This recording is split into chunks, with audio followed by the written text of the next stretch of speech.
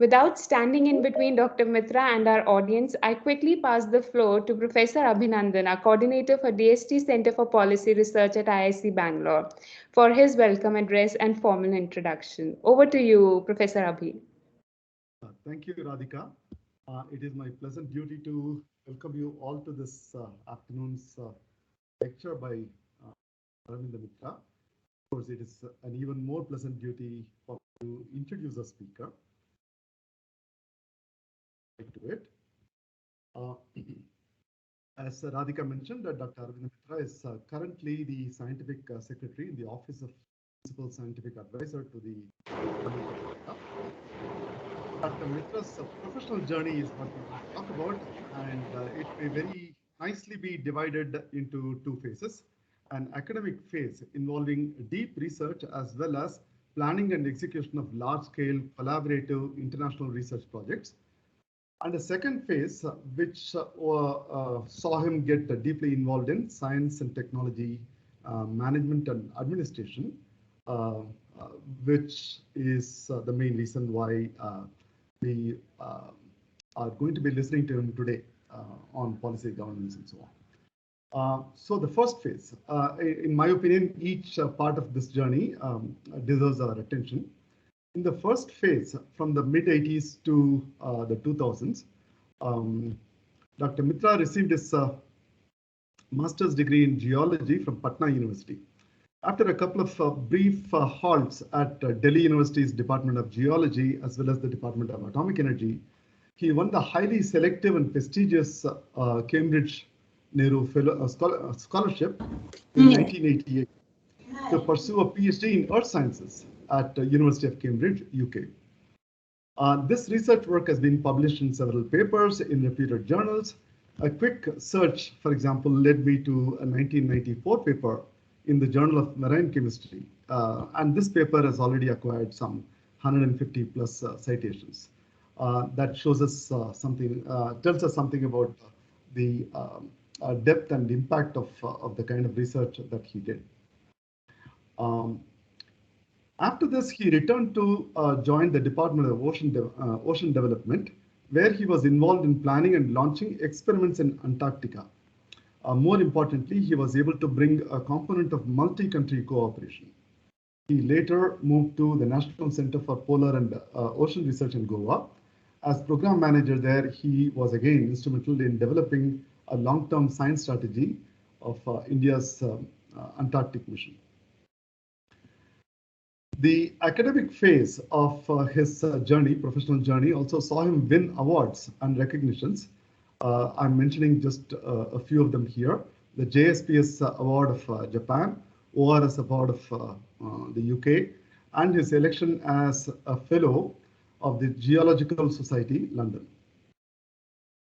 Then the second phase starts in 2001.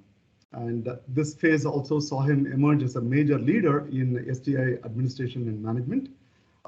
So in 2001, he joined as a scientist F in the Department of Science and Technology. In this role, he played a key role in expanding DST NSF cooperation. And that led him to be selected in 2004 as the first chief executive director of the binational Indo-US Science and Technology Forum. It was during that time, during his stint as the executive director, that we had a chance to interact with him here at IISc. Anyway, moving on, in 2011, Dr. Mitra returned to DST to head the International Bilateral Cooperation Division of the Department of Science and Technology. His job portfolio involved overseeing India's international science, technology, and innovation engagements with 44 countries across the globe. As we all know, in 2018, Dr. Mitra was appointed as a scientific secretary in the office of PSA. So as you can see, the bulk of his career, starting from his PhD days in Cambridge to his present position in the office of PSA, has seen him involved in a variety of scientific and techno-managerial endeavors with a very strong international or global flavor. Moreover, his key positions in DST Indo-US Science and Technology Forum and the Office of PSA have also afforded him a ringside view of all aspects of STI policy and governance in India. So it is this rich experience that he will draw on when he presents his lecture today on STI governance in India. Therefore, it is my pleasant duty now to invite Dr. Mitra to present his lecture. Over to you, Dr. Mitra. Thank you. Thank you very much, Professor Abhinandan, for such a generous introduction, many facets of which I myself didn't know, perhaps, which you revealed about the citation index and all. But yeah, that's when we talk to a sort of a data scientist in the field of science and technology, looking at data. So I think most of you here who have actually signed in, I can of course see our colleague and former cabinet secretary, Dr. Ajit Seth, Arunashesh, who was also the former founding director of the Indo-German Center, and most of you are familiar with me. So I think my talk would be more on a sort of in a more informal sort of a setting rather than a lecture or a speech, so to speak. But I'll try to sort of speak about in a little bit modified way by putting this question today, that what do politicians and policymakers, or rather I would say the polity and people at large, want from science advice and science government mechanisms today?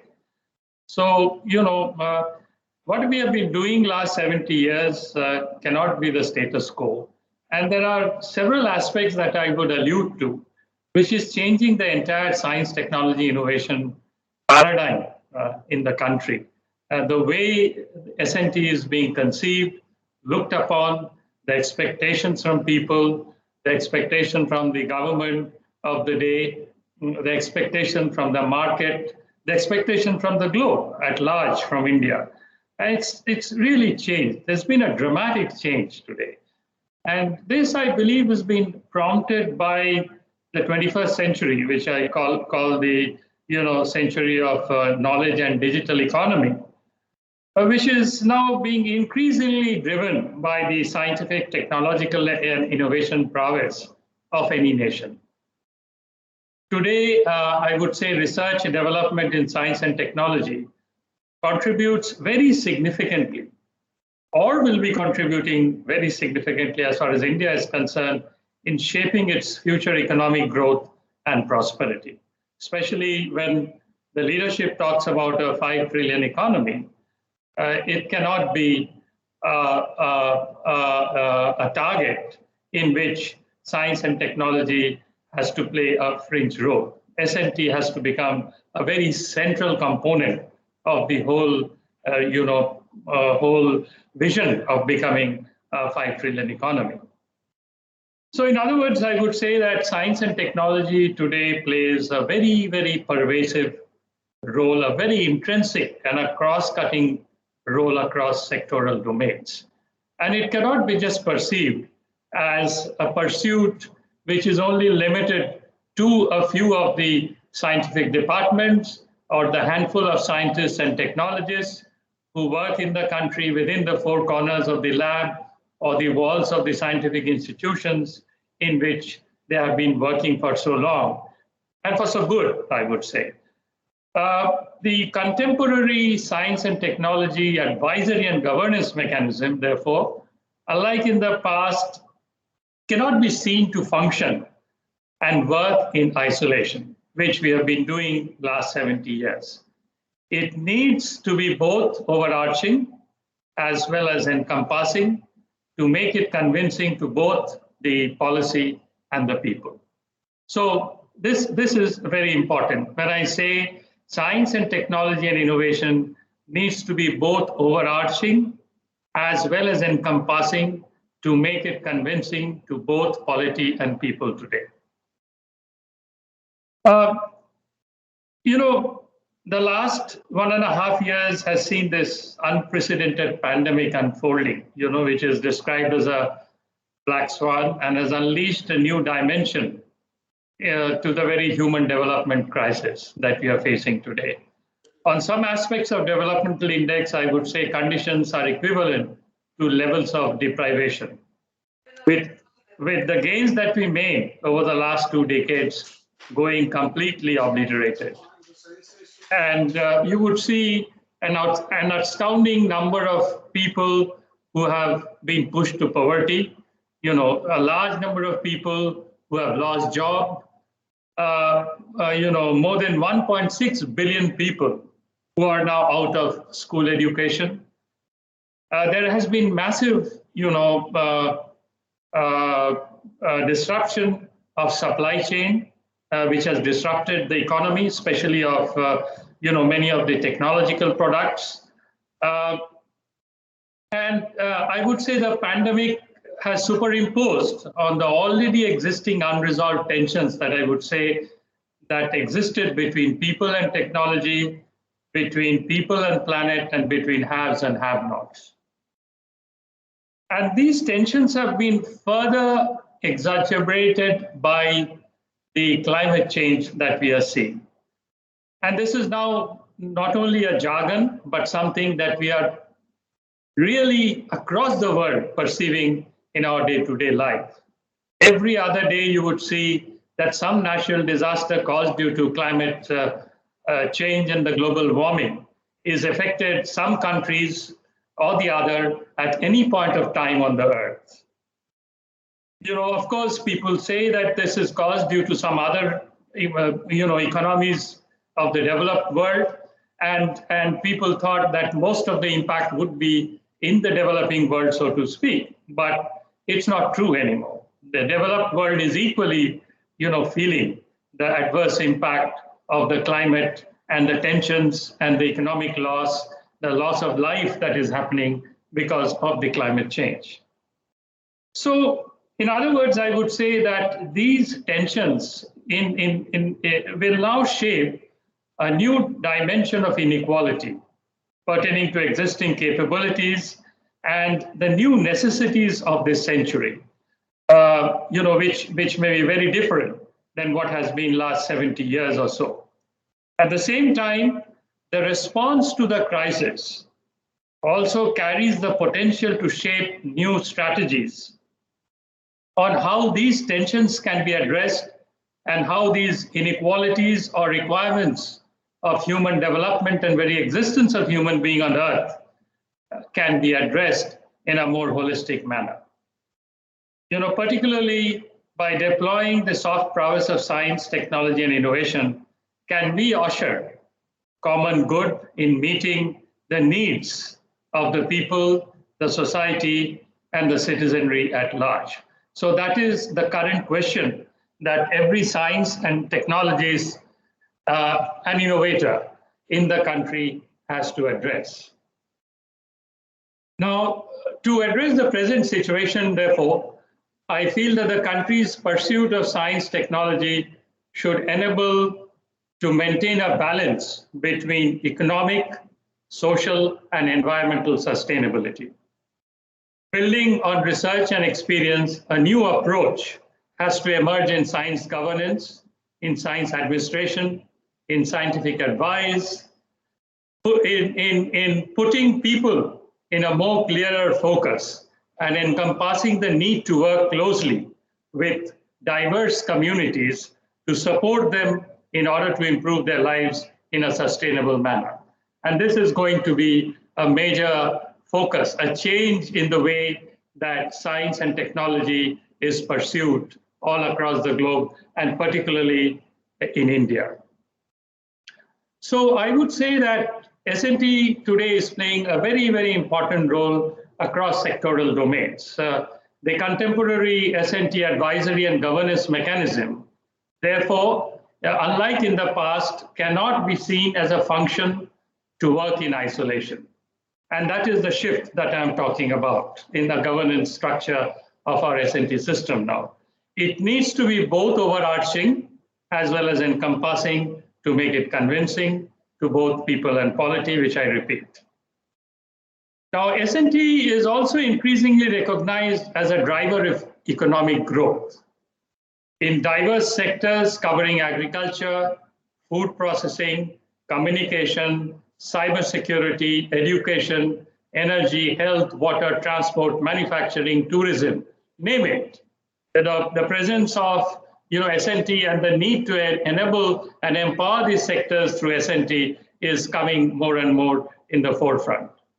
And for a diverse country like India, science is expected to touch the lives of people. And I'm quoting, from our own leadership.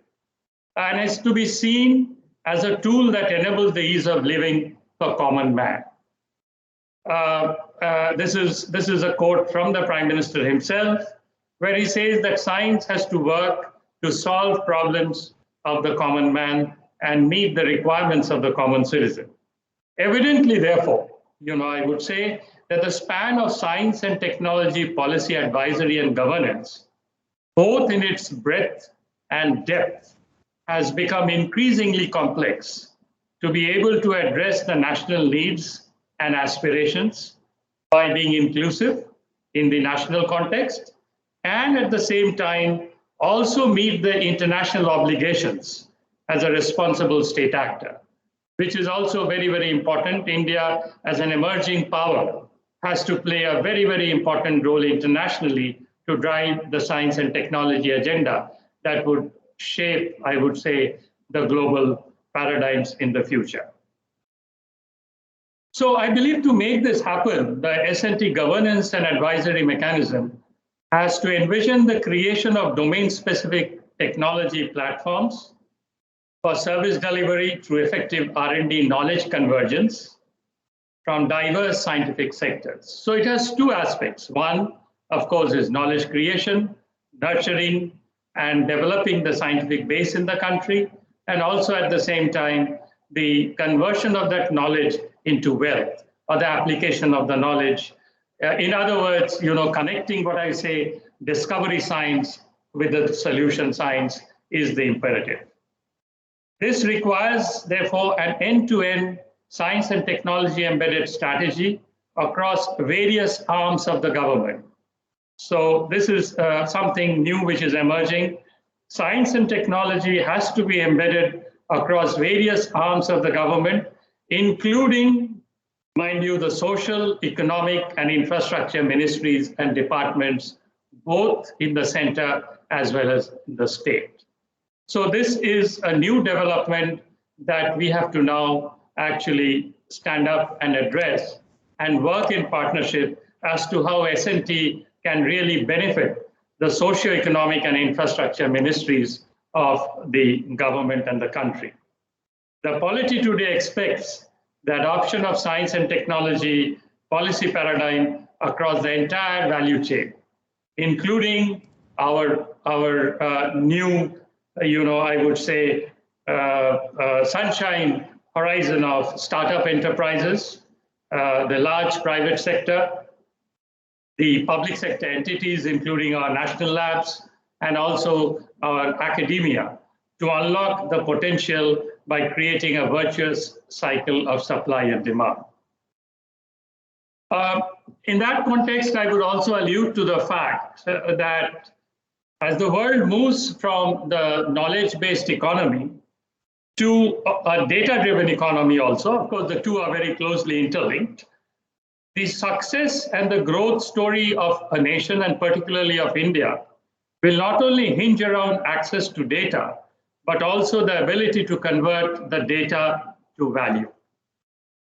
The onerous advisory task or the science governance demands us to enunciate a comprehensive data strategy that looks into strengthening competitive advantage across the entire value chain, from creation to innovation and impact with adequate protection of data. So you would see in years to come, data will actually fuel whatever we do in this country. And today somebody said, it is not going to be the fuel, it is going to be the water. Everybody has to, have this data backup in order to survive in this coming century. So a harmonious advisory system working with law, ethics, procedures, technology tools, along with people's involvement, is the requirement of the day to enunciate an acceptable STI governance and advisory framework for the government. And this is a very, very high demand on the expectations from the scientific and technological communities is going to be very, very prolific and very, very diverse and very demanding in years to come. And therefore, our governing architecture has also to move very rapidly in that direction. Now, I'll touch upon some of the new emerging paradigms that are coming, as I talk to you in the government system, in terms of how is R&D being looked into and what are the governance challenges that would come by. Some of the new emerging paradigms, that I will briefly touch upon, that we are working in this office along with other agencies of the Government of India, is foreign direct investment in R&D. Now, already you know that out of the 500 Fortune companies, more than 350 companies have set up their R&D facilities in the country. We need more foreign development FDIs, to flow into the various sectors, more enterprises to come in and set up their R&D facilities in the country. Now, FDI attraction is, of course, a major push which the government is giving in order to achieve the 5 trillion economy. And in that, I think R&D, FDI into R&D is actually, or would emerge into one of the sectors that needs to be promoted and pushed in a big way. India has targeted an FDI investment of $500 million in the coming year. It is important to align this with Atmanirbhar Bharat mission to achieve self-reliance. We need to both develop indigenous technologies and also adapt and absorb the best available global technologies through working in tandem with the large multinational corporations' R&D presence in the country. In fact, if you look at countries like Israel, China, how effectively they have integrated the MNC R&D system into their national mainstream. And there is a direct connect and flow between the two. And here again, there is a huge potential for India to tap into that, not only to attract more FDI into R&D, but also looking at the existing R&D infrastructure set up by these companies that is now in a way becoming, I would say, sort of a blotting paper analogy, if I put, for absorbing all the IP that is generated, which is getting drained out. Now, this is not to scare away the horse from the pond, but it is basically to see how we really work together in a synergistic way and therefore put in a governance mechanism that allows us to leverage the presence of MNCs in this country and connecting them with the local ecosystem to expand the benefits through spillover effects. This is an aspect that needs to be looked into. The second important aspect today, which the government is really bothered about, is to really now create what I call a techno-economic plan for India. And this is becoming increasingly important. It is important today to recognize that the technology's contribution towards India's economic growth and strategize our efforts on technological and scientific innovation towards that. So this is a path that India needs to chart, especially if you look at the large import baskets that India has. If you look at the huge subsidy burden which India has, which we are doing now, conveniently for the last 70 years. There is a major import burden that is happening on the IT sector, on the energy sector. All these needs to be looked into. India ushered the Green Revolution in the late 60s. This was because of investments that we did in R&D in agricultural sector, which actually, made us from a ship-to-mouth existence to a country that has now become a net exporter of food grain. But the way that we are doing it is no more sustainable. There is immense pressure on water. There is immense vagaries of climate change that is actually inflicting the entire economy of the country, and particularly going ahead, our commitment to green energy, our commitment to renewable energy is going to change the entire energy basket of the country from the conventional coal to a much more eco-friendly energy system. And that would need a huge impetus on a new way as to how we do research, development, and innovation in the country. And that, therefore, doesn't limit us only the knowledge and the R&D pursuit that we do in the lab, but it is intrinsically connected with the entire ecosystem, that actually is relying on that we have to work together to build the new energy paradigms that are coming by. The other new aspect that is coming in a big way is also the governance and policy interventions that takes care of the entire life cycle of technological innovation, starting from research lab to pilot testing to upscaling, procurement, till uptake in market. So far, the science and technology governance mechanism has been largely limited to looking at knowledge creation and to some extent application of knowledge. Most of our laboratories and our setup are just tuned to actually looking at somewhere between TRL 1 to maximum TRL 5. In order to reach TRL 10, we need to look at what is the gaps that needs to be filled up. So in other words, the science and technology governance mechanism cannot be limited only towards the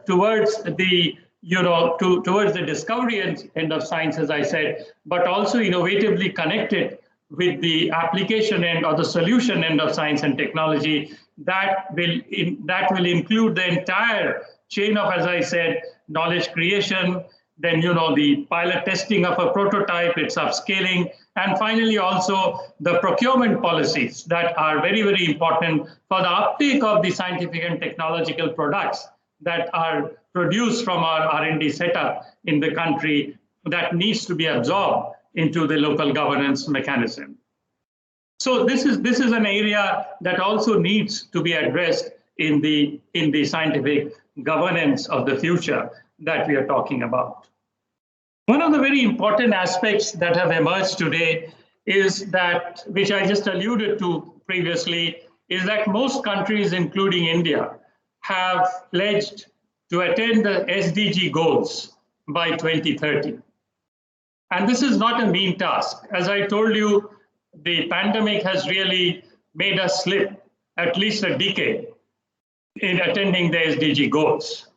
So one of the important aspects which India has now embarked upon with some of the other countries, both developing and developed, is to come up with a roadmap that helps us to reach the SDG goals employing science, technology, and innovation.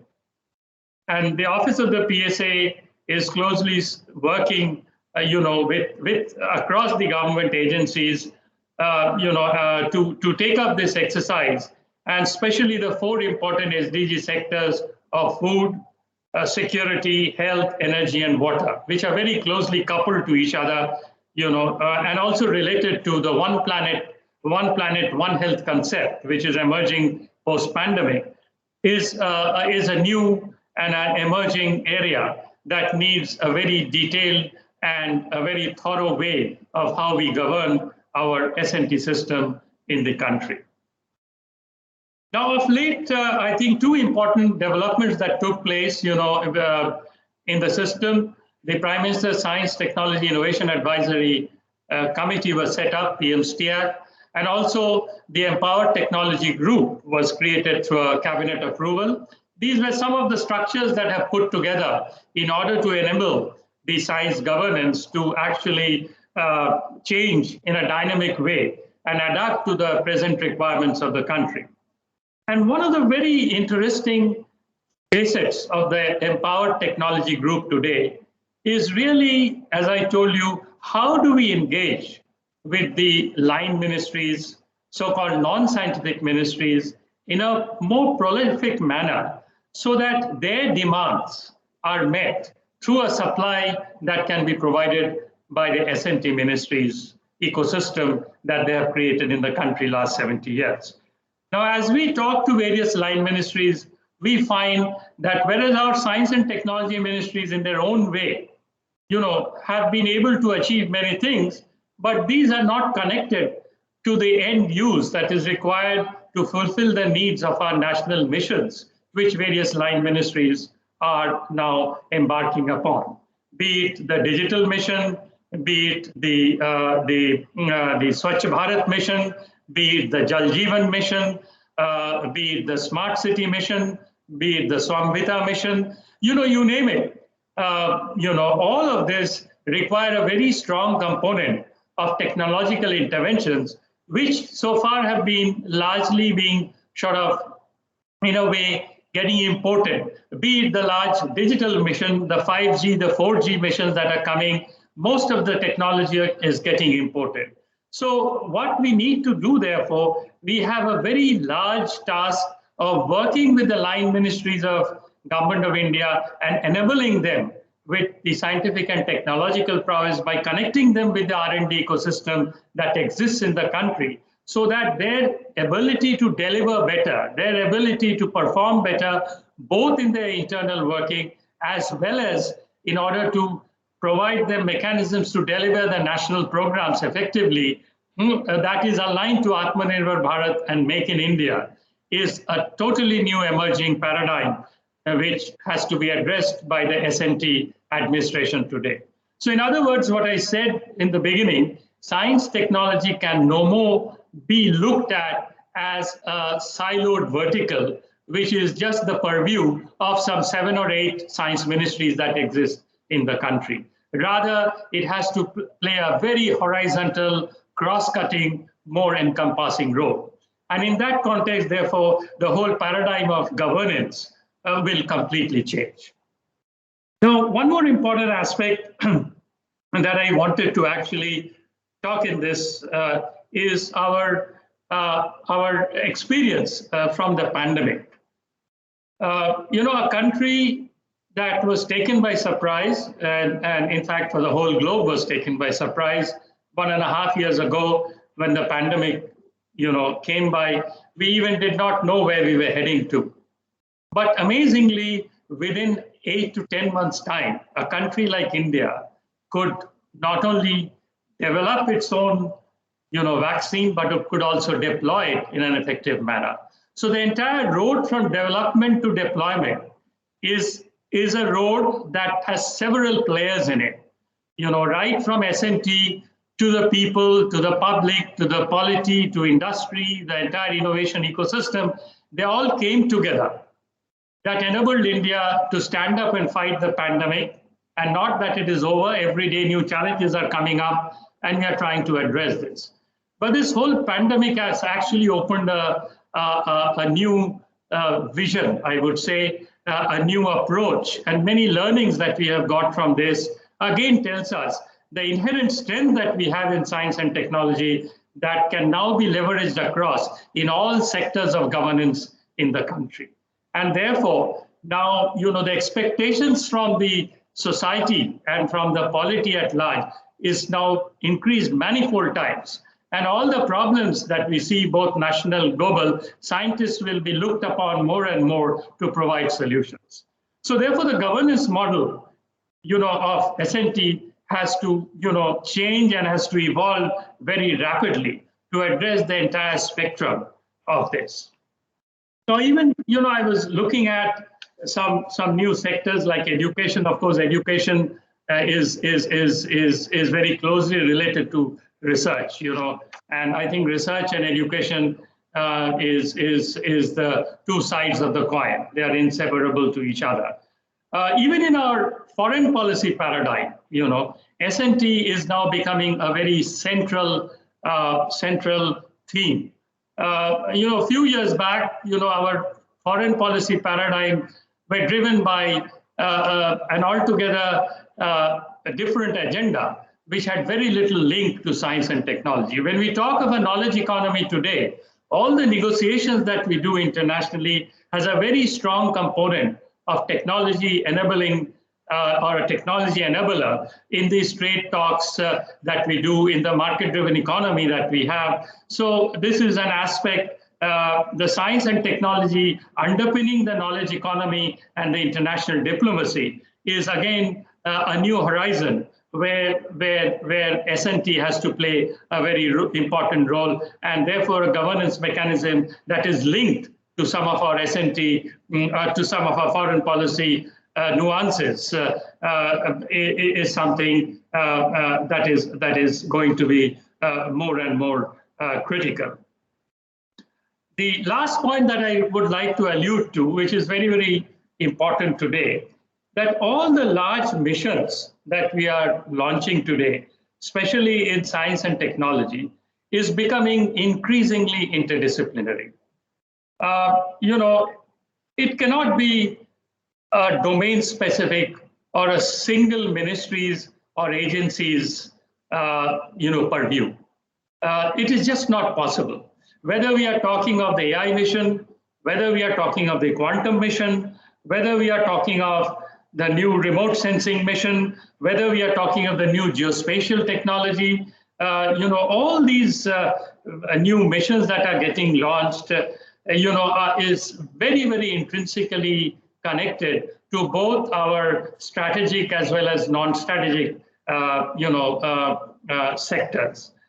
In other words, in the past, a particular area, say a health domain, or a research on antimicrobial research, AMR, was the domain of ICMR. It is no more so. Now we can see that a single ministry or department, cannot do so because it needs tools like AI, ML, digital platform, and so on and so forth. So in other words, the major missions that we are going to launch in future would have multiple ministries and departments coming by.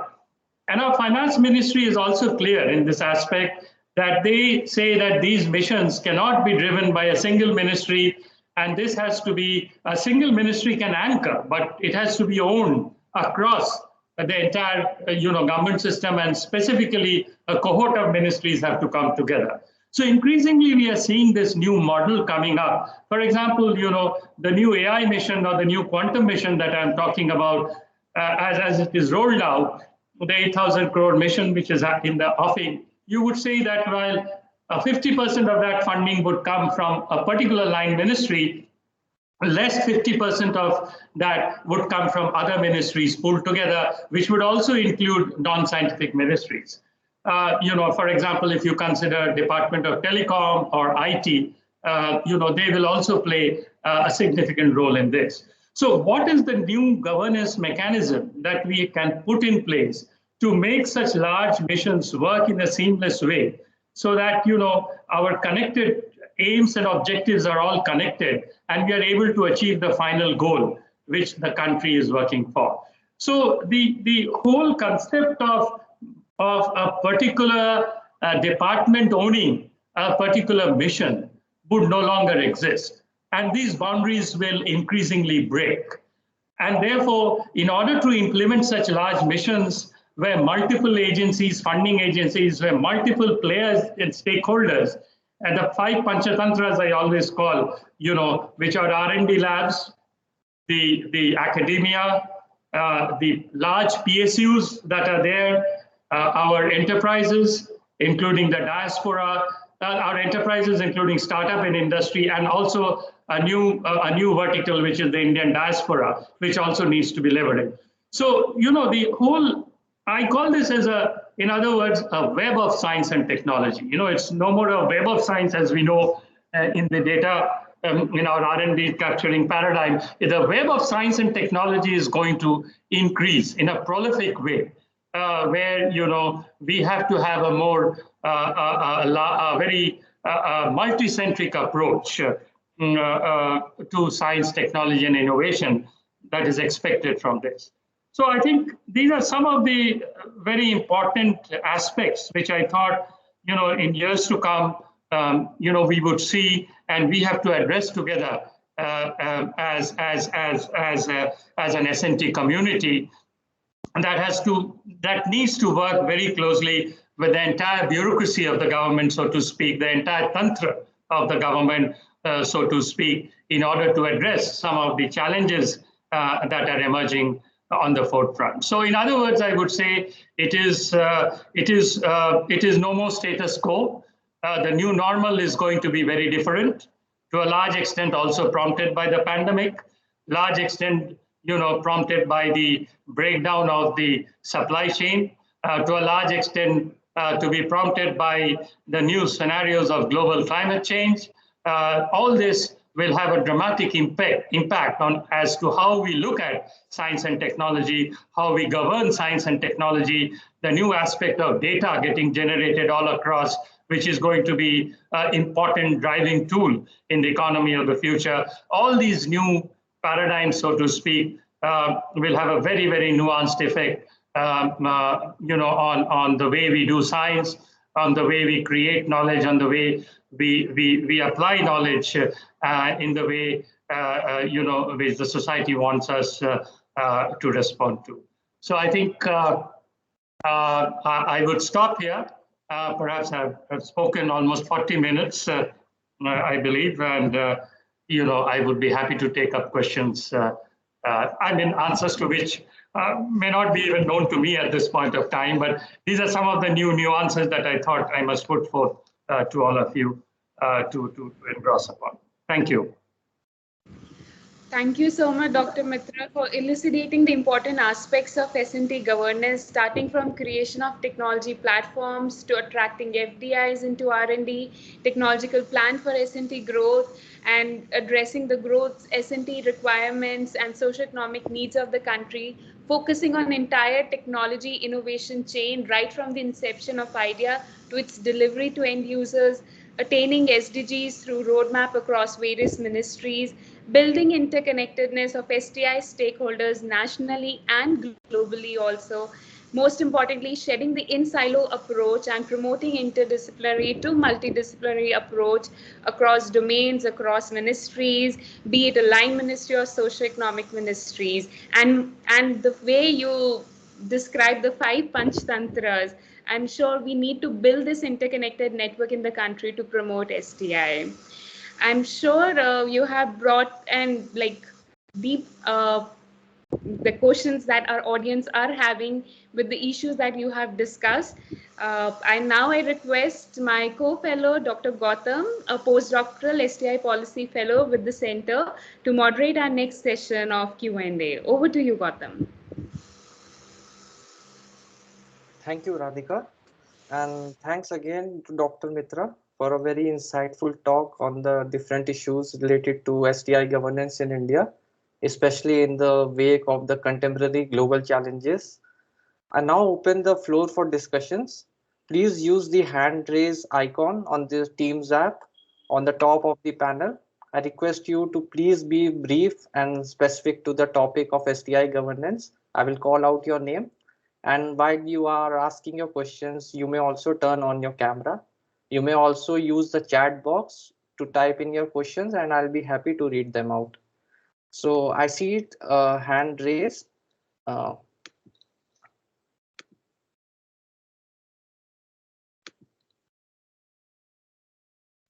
It's from Anurag. Yeah, Anurag, please, you may ask your question, Anurag.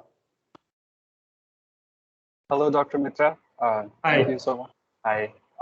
Nice to meet you after my DST CPR interview for the second time.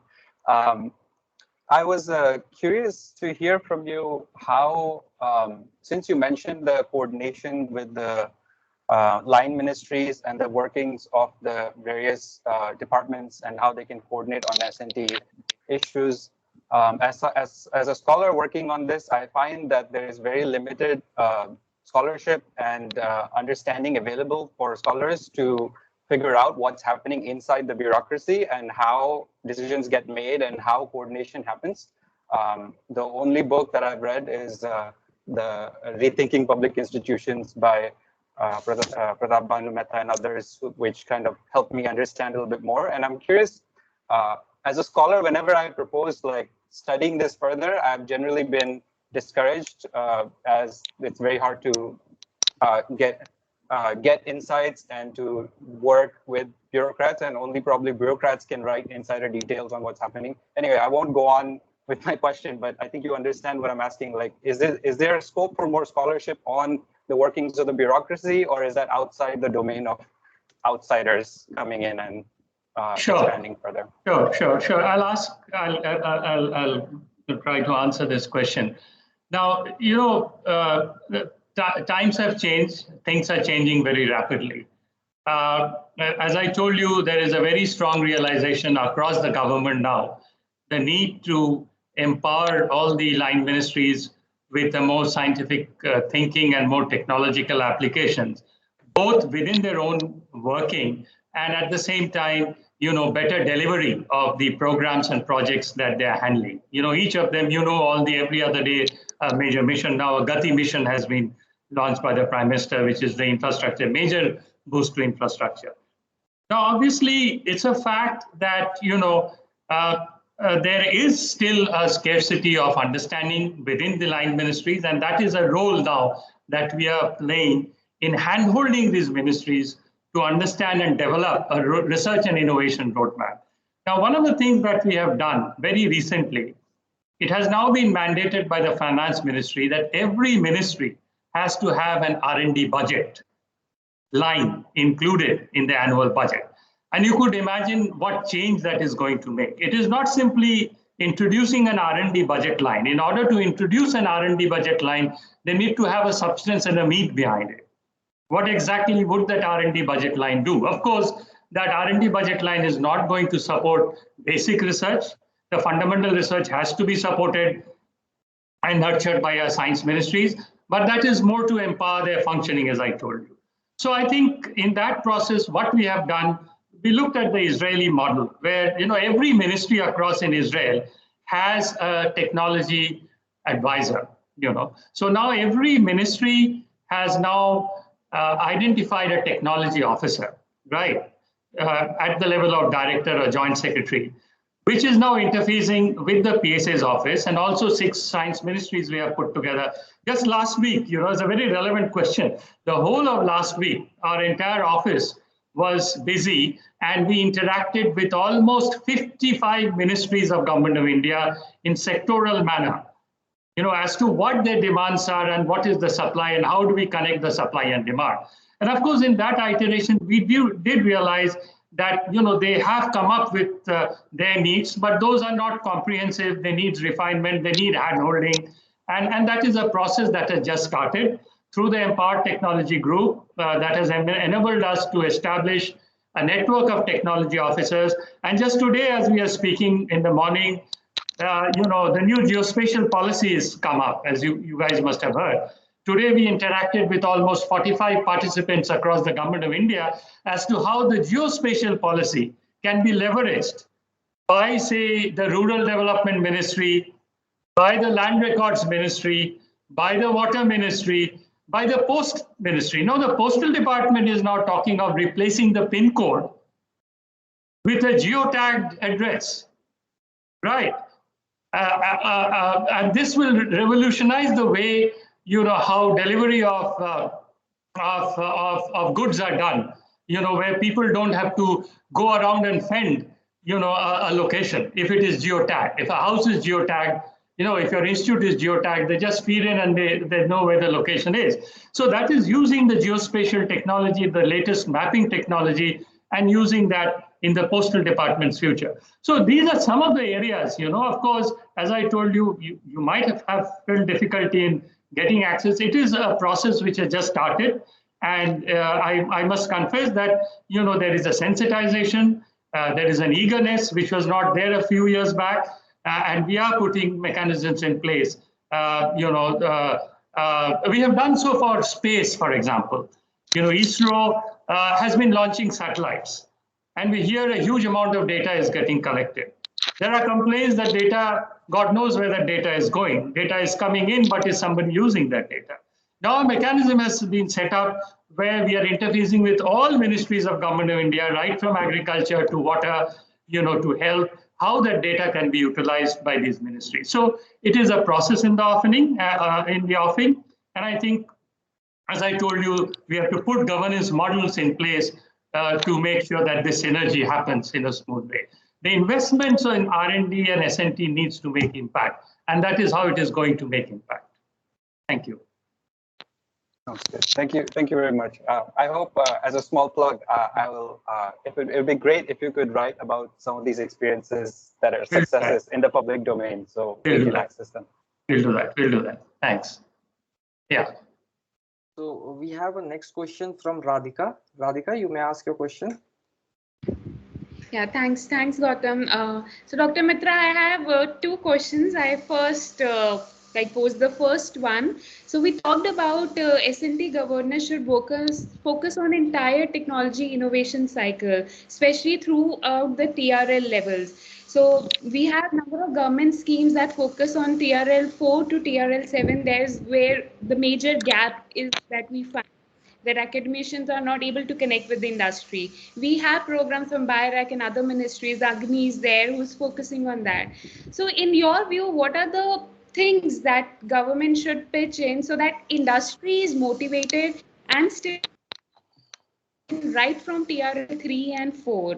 I mean, what can we do for industry so that industry themselves come forward for TRL 4 itself? They should not wait for technology to reach a TRL 7 or 8 and then adopt that technology.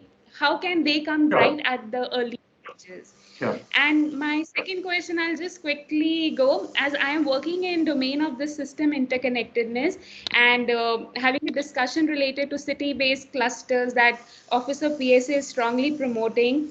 I just want to have your idea. Can we think right now, are we in position to think of one step forward? We are creating city-based S&T clusters.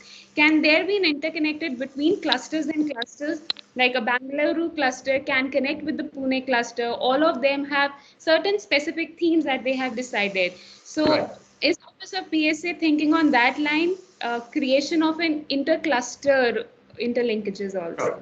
So the first question is very important. Today the pandemic has shown, how we have been able to leverage the S&T prowess which the country had. And this prowess we saw was fragmented amongst our R&D labs, our academia, our industries and startup. And lo and behold, in that condition where the nation wanted and demanded on this, the situation demanded, we all came together, broke that silo and made it happen. So this is therefore prompted by two things. One, of course, is market. And second, second is the importance of pull and push. It cannot be, academia pushing, as you rightly said, the industry has to also see the value. So in other words, what I said is, we have to sort of make our system more open, more accessible. I strongly believe collaboration and partnership is the way ahead. And in order to have a collaboration and partnership, we have to create a win-win situation. It is not only the government which can put innovation policies in place, but at the same time, the industry has also to reciprocate. So we have to look at different type of, maybe a funding structure. For example, when you talk of major missions, a consortia approach, right? Where, where industry and academia puts in also a certain amount of fiscal resources, as does the government. And at the end of 2 years, we say that this is the target and goal that needs to be achieved through this mechanism. And therefore it has to be a give and take mechanism where, the IP that is generated, the IP cannot be owned by government. And what would the government do in keeping the IP? The IP should be transferred over to industry so that they can actually, push the market and develop that, and create more economic gain out of the IP that is created. So there needs to be a paradigm shift in the thinking and how we do and how we collaborate. Similarly, in an academic setup, or say in a CSIR lab or a DBT lab, a scientist promotion is based on number of publications and maybe patents. I don't know what good those patents are. There is no mechanism, a rewarding mechanism that enables the scientists to work closely with the industry and the startup ecosystem. So these are some of, again, governance issues that needs to be addressed. How can the large CSR funding that is now coming by in R&D, How can we leverage philanthropic funding? How can we leverage industry funding together and in a pooled way work so that we are able to deliver at the end of the day, move things from the TRL 5 level to a higher level. So that is very, very important. And the third and final thing which the industry needs is, as I told you, market. Where is the market? They also need a guarantee. So the procurement policies of the government is still not, it's still driven by L1, that system, whosoever bids lowest gets it. Now, if there is an innovation or a technology created by public investment through a partnership mechanism, there should be a preferential procurement policy also put in place that motivates the industry to come forward and work. Look, if I work and deliver this, be it a 5G technology, I have a huge market, the telecom sector will offer in the country. So as I told, the entire value chain has to be looked into and a win-win proposition has to be created in each step. And more openness, more collaboration, I think that's the way we should go forward. So, and therefore the governance pattern and the thinking has to change in a big way. The cluster, cluster is the whole principle of cluster is leveraging collaborative advantage. So, the cluster could engage within, in a larger ecosystem. The cluster can engage with another cluster. The cluster can engage internationally with any other cluster as well. So all those, those things are open. The cluster concept is a very, it's a platform, it's not a center, so to speak. A city cluster is a very open and all types of possibilities are there. It doesn't stop them from talking to each other, working in a collab and adopt each other's best practices. So that's how we look at the cluster. So it's just leveraging the ecosystem, by collaboration and partnership. Yeah. Right. I see a hand raised from Suryesh. Suryesh, you may ask your question now. Thanks a lot, Gautam, and thank you, Dr. Mitra, for sharing these insights. So my question is, like, most of the initiatives that you talked about are related to the executive branch at the center level, but we also have states as well as different legislative bodies being important stakeholders in STI ecosystem in the country. So could you please elaborate a bit on like what kind of initiatives and capacity building activities and other governance related initiatives that are being undertaken to strengthen the capacities of the legislative body in terms of also providing them science advice and informing them a bit more about the science policy in general, and also at the level of states, like what kind of connections are already established or are being discussed or deliberated upon that will be in future established. Also, if initiatives like Empower Technology Group and PM-STIAC have some connections to these two stakeholders. Sure. So as you rightly pointed out, Suresh, in a federal system like ours, it's very, very important that the center and state work seamlessly. In many aspects we are doing. In science and technology is another gray area, of course, which I didn't touch upon, because that itself is an area that needs to be closely looked into. Now we are seeing that increasingly states are coming forward, in this particular area. For example, many states have now IT policies. Some of them have a biotechnology policy. Punjab is coming up with a new innovation policy that would be propelled by science and technology.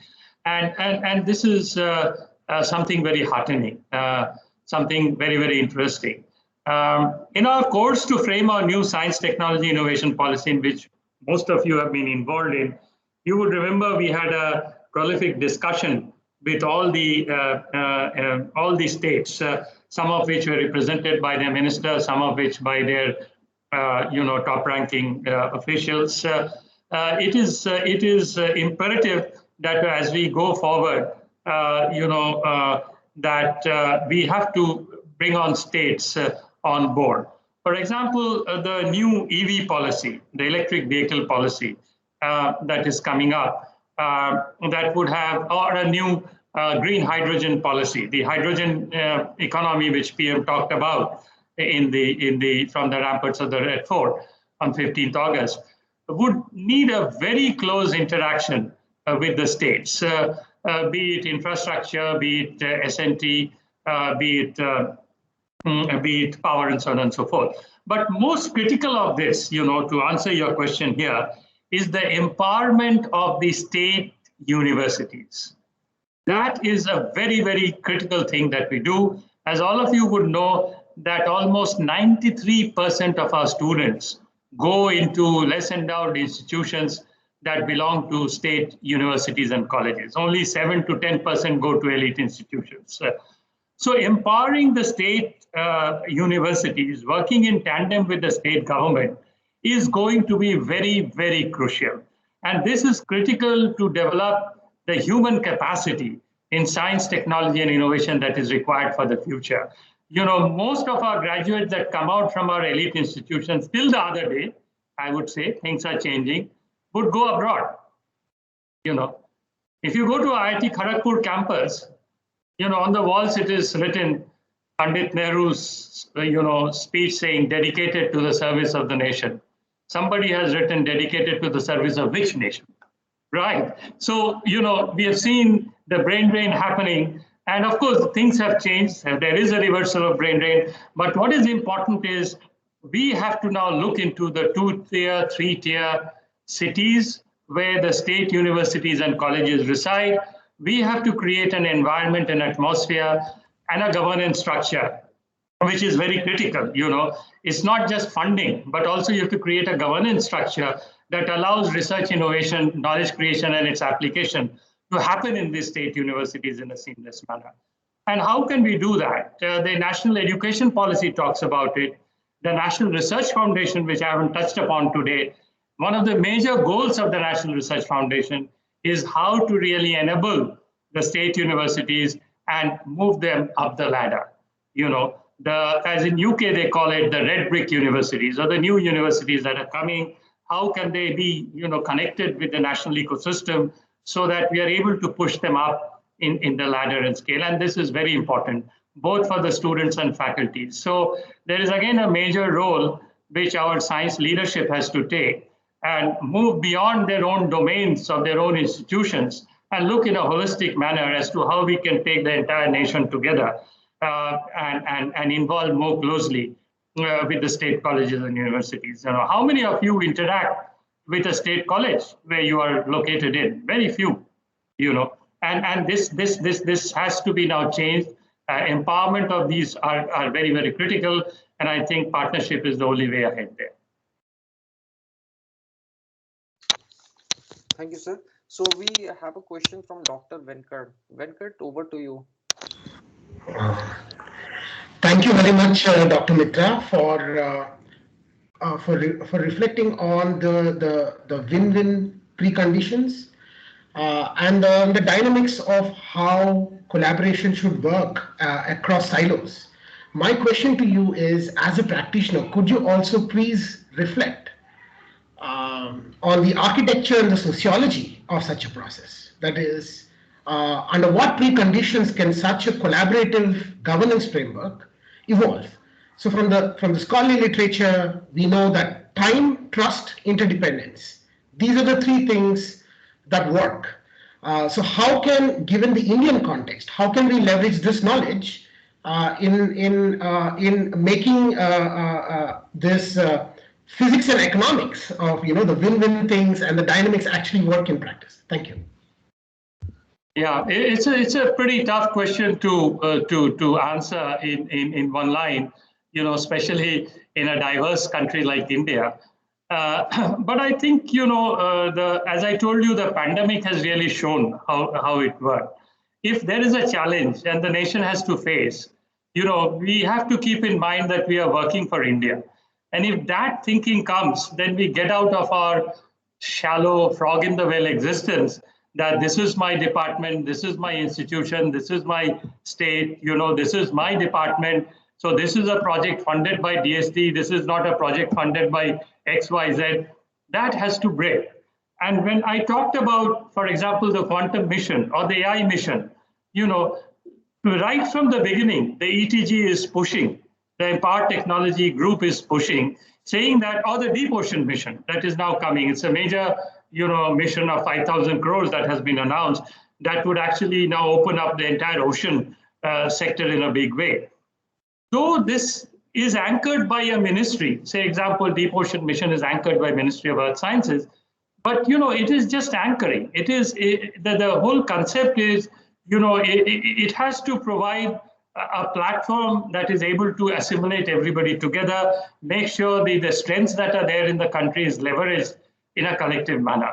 And I think, this is the philosophy that we have to embark upon. In a big country like India, and for that matter, even in other big countries, I've dealt internationally with many countries, the left hand doesn't know what the right hand is doing.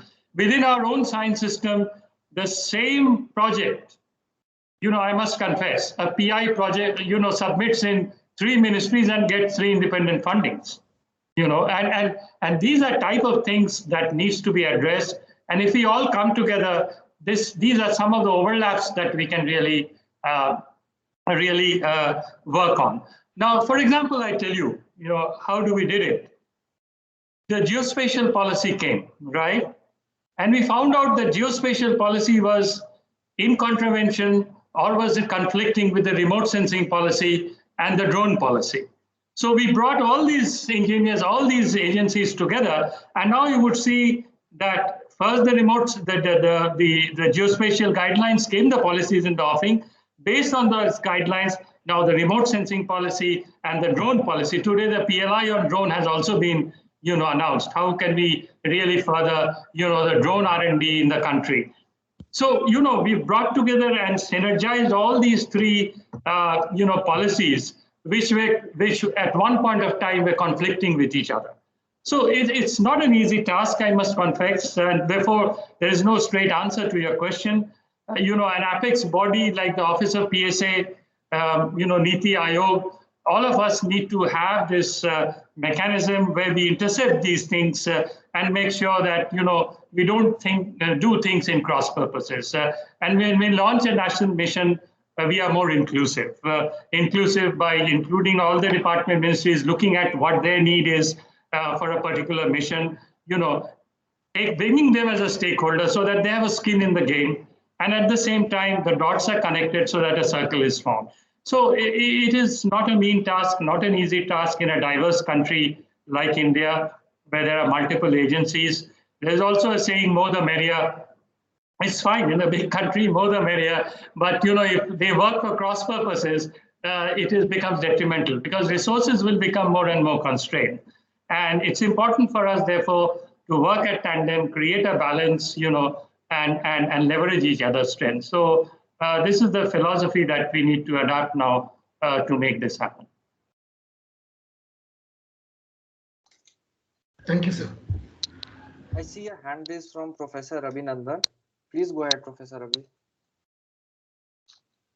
Yeah, Dr. Mitra, I'm sure you would agree with me that it is very important for us to learn from both the successful efforts and not so successful efforts. And that's because this sort of learning will also help us in propagating good practices from the former to the other areas.